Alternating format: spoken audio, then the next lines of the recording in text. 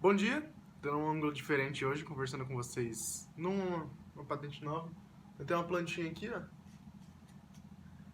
Tem... Enfim, o vídeo de hoje é um vídeo que eu deveria ter postado há bastante tempo, mas que eu tinha gravado, esqueci de editar, na real eu fiquei com preguiça de editar, e aí eu acabei perdendo o vídeo. Então eu tô aqui pra gravar ele de novo. Então, vocês me perdoam pelo barulho, tá tendo um barulho aqui. Se vocês estiverem ouvindo barulho, ignorem. Se vocês não estiverem ouvindo barulho, ignorem a minha fala nesse momento. Então, vamos pro vídeo que tem muitas perguntas. Eu não sei, é uma pergunta muito difícil essa, na real. No Novo Testamento, eu gosto muito das cartas de Paulo, tanto quanto eu gosto dos evangelhos. Mas se for pra escolher algum dos evangelhos, eu prefiro João ou Mateus. São duas coisas muito indecisas. João ou Mateus, dos evangelhos. E das cartas, Efésios, Colossenses e Filipenses. Mas, no geral, dá pra botar João ou Mateus. Oh, meu Deus. Mateus. Vou botar como Mateus. Mateus é meu Novo Testamento favorito. Meu Velho Testamento, o Antigo Testamento, é Gênesis.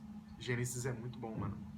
Gênesis é meu favorito do Velho Testamento. Porque não tem aquela chatice de descrição, também não tem aqueles bandos de lei que tem em Êxodo, que é outro livro que eu gosto bastante. E é um livro que é muita história, é muita coisa legal e uma temática bem interessante. Eu gosto pra caramba de Gênesis. Então, Mateus e Gênesis são os meus dois livros favoritos da Bíblia.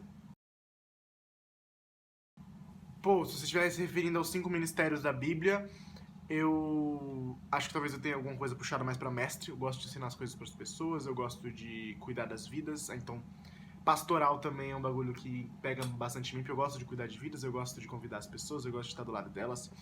Me pega bastante isso também.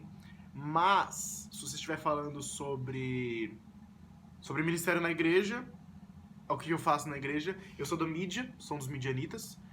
E eu tiro foto, faço live, uma par de coisa. Tanto que eu até posto no Instagram, se você for lá no Instagram. Vai lá no Instagram, @KevinPGomes, tá aqui embaixo, pra você botar já lá.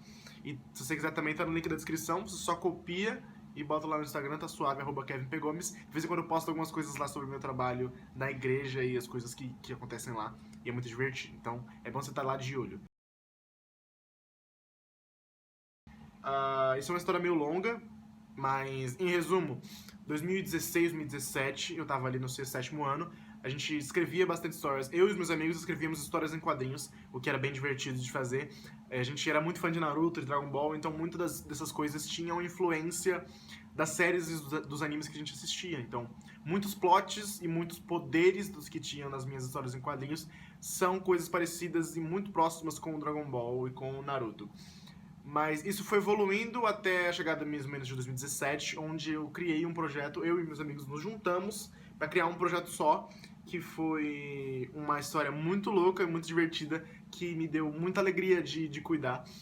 E durante os anos foi passando, até que em 2018 eu me separei desses amigos, porque a gente era da mesma escola, e aí eu acabei mudando de escola, a gente perdeu um pouco do contato.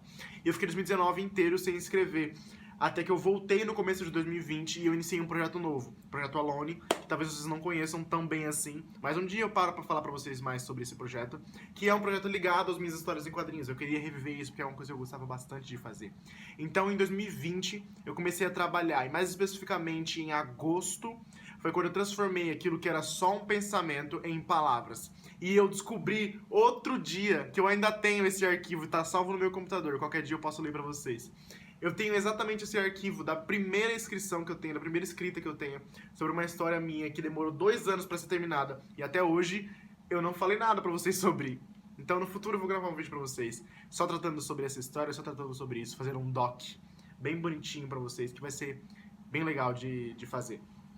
Mas, passados os tempos, passados os anos, eu fui apenas evoluindo a minha habilidade como escritor e eu percebi que eu amo muito contar histórias, que eu amo muito tocar o coração das pessoas através das minhas palavras. Eu escrevi histórias, desde histórias como shonens, como animes onde tem lutas, onde tem brigas, quanto histórias dramáticas ou histórias de possibilidades do mundo. Eu escrevi uma história uma vez em que tudo, tipo, todas as pessoas desaparecem, só 2 pessoas sobram e elas passam por uma reflexão fisiológica, não, filosófica durante esse tempo de isolamento. E justamente na pandemia, por causa que eu tava com isso na cabeça. E é muito louco escrever. Eu já escrevi várias coisas de vários tipos diferentes. Terror, suspense, drama, aventura.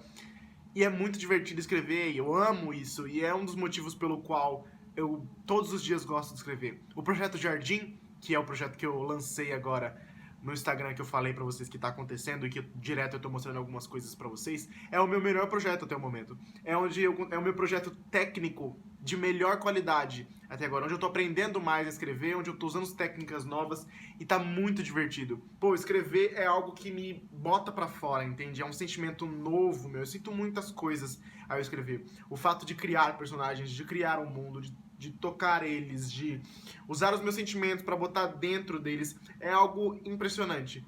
E eu faço isso há bastante tempo agora, histórias, e agora meu trabalho, o meu chamado da igreja é justamente tocar o coração das pessoas através das minhas histórias. É isso que eu quero fazer no momento. E o Projeto Jardim tá vindo pra justamente fazer isso. Então, você aí que gosta de ler, gosta do meu trabalho, que já leu alguma coisa que eu já escrevi, no Instagram, todos os dias a gente tá lá nos stories, conversando um pouco sobre o Projeto Jardim. E eu falo um pouco mais pra vocês sobre essa história. Se você quiser saber mais, já sabe onde tá lá. Então, vai lá dar uma olhada no post fixado, bem bonitinho pra vocês. A Bíblia não conta, mas não sei se a Bíblia conta. Bom, se a Bíblia não contar, top 3 livros que eu mais gosto. Cara, As Crônicas de Nárnia estão me impressionando bastante. Não é um livro que eu leria novamente. Não sei porquê, mas eu tava pensando, é um livro que eu leria pros meus filhos, tá ligado? As Crônicas de Nárnia são é um livro muito puro e muito bonito, que fala muito sobre a vida e que ajuda muito a minha pessoa, sei lá, com histórias, tipo, eu quero me inspirar naquilo. Quando eu tô escrevendo o Projeto Jardim, eu me inspiro na forma como Lewis escreve ele daquela forma, porque é exatamente aquele ponto que eu quero encostar. É uma palavra, uma mensagem bíblica que não é na cara, entende? Que não é tão à vista das pessoas. Tanto que tem muito crente, tem muito descrente que lê as Crônicas de Nárnia, que viu os filmes e que nem faz ideia de que é da igreja, tá ligado? Mas é muito, muito interessante. E Aslan é certamente um personagem que toca muito meu coração. Então, As Crônicas de Nárnia é um dos livros. Eu não posso deixar de falar do livro que me fez querer começar a escrever, a Saga Três Luas. Eu devo muita coisa ao Fred por ter escrito esse livro, principalmente a Lua Azul, que foi o primeiro que eu li, e foi um livro que me deu muita animação e muita vontade de continuar escrevendo. Então, Saga Três Luas, do Fred Oliveira, o Lua Azul especificamente, é um livro que me deu o fogo para querer escrever e não mais apenas trabalhar com histórias e quadrinhos e desenhos que era o que eu fazia antes.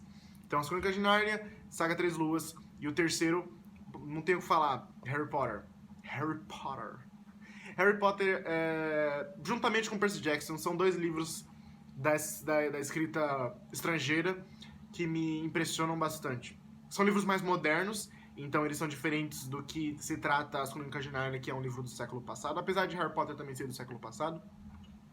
Mas as palavras e a forma, a sociedade é de uma forma mais diferente, entende? Então traz um pouco mais próximo da gente. Apesar de serem livros, óbvio, de fantasia, e não fantasia assim, é fantasia mesmo, e aventura, são livros mais humanos. As histórias de Percy Jackson se tratam em cidades, ele passa pelos Estados Unidos, ele passa pela Praia de Santa Mônica.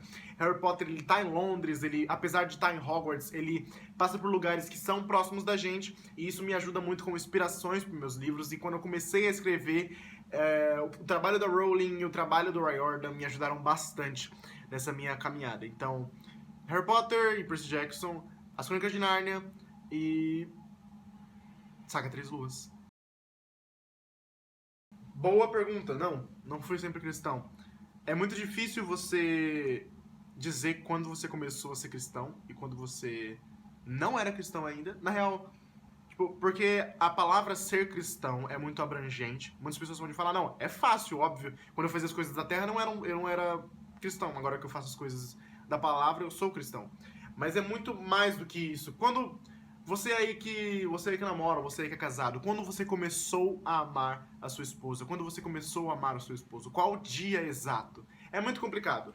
Mas, entretudo, contanto, vias, existe o nosso testemunho e a gente pode falar um pouco sobre.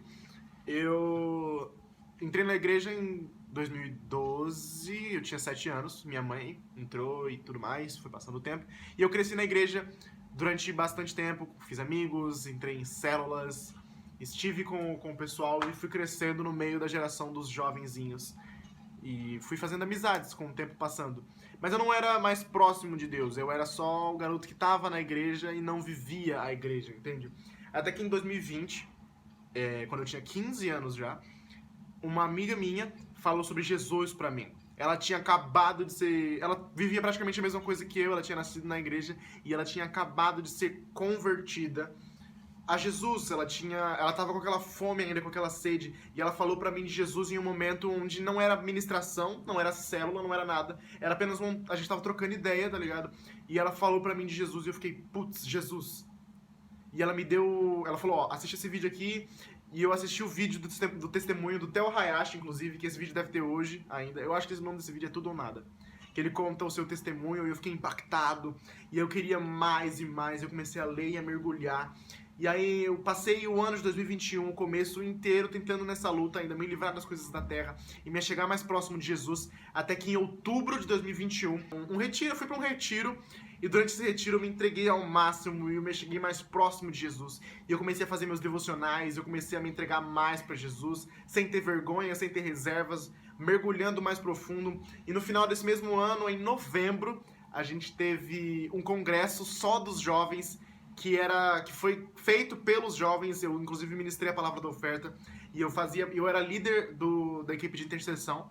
E a gente mergulhou profundamente na intercessão e eu queria fazer o meu máximo, dar o meu coração.